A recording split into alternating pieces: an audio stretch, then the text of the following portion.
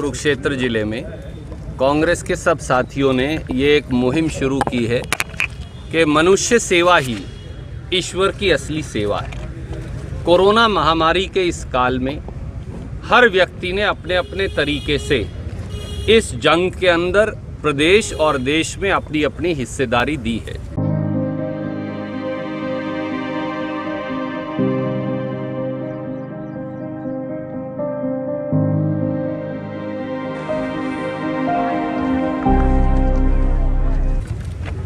आज हम सारे कांग्रेस पार्टी के साथी इकट्ठे होकर जींद शहर में और उसके बाद कल सफीदों, जुलाना, पीलूखेड़ा में जाएंगे।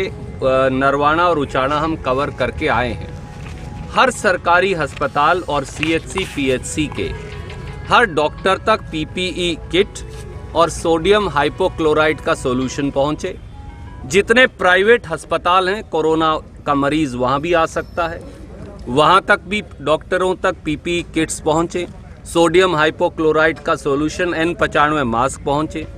उनके साथ साथ जितने क्लिनिक्स हैं प्राइवेट डॉक्टर साहिबान के, हमने उनसे बात की, जो उपलब्ध था वहां तक के उनके पास भी PPE kits, sodium hypochloride solution और N95 मास्क पहुंचे। ये कोई व्यक्तिगत मेरा एफर्ट नहीं, ये हमारे सब साथियों का सामूहिक एक एफर्ट है, एक बीड़ा है कि सेवा के इस काम में कांग्रेस पार्टी अपने आप को जोड़े। इसके साथ साथ हमने ये प्रयास भी किया है, जो अब हम करेंगे, कि जो हमारे पत्रकार साथी हैं और जो थानों में पुलिसकर्मी लगे हुए हैं, लाइन में नहीं थानों में, तो उन तक भी हम N95 मास्क पहुंचाने का प्रयास कर रहे हैं। तो जिस जिस शहर में जाते हैं वहां हम जो पत्रकार साथी हैं इलेक्ट्रॉनिक और प्रिंट मीडिया के, और उनके साथ साथ जो थानों में कर्मी लगे हैं वहां तक भी N95 मास्क पहुंचा रहे हैं। ये भी प्रयास करेंगे कि चार्ली टोर्नेडो मशीन को लाकर सोडियम हाइपोक्लोराइड का स्प्रे, यहाँ नगर पालिका के बहुत सारे हमारे म्यूनिसिपल कमिश्नर साहिबान मौजूद हैं, उनका ये हुक्म आया है कि वो चार्ली टोर्नेडो मशीन जो नरवाना, कैथल, कलायत, पुंडरी, मैं आपको शहर बता देता हूँ। अब तक जो हमने शहर कवर किए हैं उनमें कैथल शहर, सीवण, गुहला चीका, पुंडरी, ढांड, कलायत, ये कैथल ज़िले में। कुरुक्षेत्र ज़िले में पेहवा, इस्माइलाबाद, शाहाबाद, बबैन, लाडवा और कुरुक्षेत्र, ये कुरुक्षेत्र ज़िले में। जींद ज़िले में अब तक नरवाना और उचाना, और आज जींद की शुरुआत है, और कल सफीदों, पीलूखेड़ा और जुलाना। ये महामारी की जंग में, कोरोना महामारी के संक्रमण को रोकने में नीतिगत तरीके से वो कामयाबी नहीं पा पाई जो उसे पानी चाहिए थी। उसके कई कारण हैं। एक छोटा सा उदाहरण मैं आपको दूं। 25 तारीख को 12 बजे से रात के प्रधानमंत्री जी ने लॉकडाउन 1 की घोषणा की और ये कहा कि 18 दिन में कुरुक्षेत्र का युद्ध जीत लिया गया था, ये हम 21 दिन में जीत लेंगे। उसके बाद लॉकडाउन 2 आया, फिर लॉकडाउन 3 आया, फिर लॉकडाउन 4 आया, और अब हम लॉकडाउन 5 में चले गए हैं। अब प्रधानमंत्री जी ने और हरियाणा के मुख्यमंत्री जी ने कोई इस बारे में जानकारी नहीं दी कि लॉकडाउन से बाहर निकलने का हरियाणा प्रदेश और देश का क्या रास्ता है। देश में 562 संक्रमण थे जब आपने लॉकडाउन लगाया। आज 2 लाख के नजदीक संक्रमण पहुंच गए हैं जब हम लॉकडाउन खोल रहे हैं। ऐसे में पूरी अर्थव्यवस्था ठप हो गई।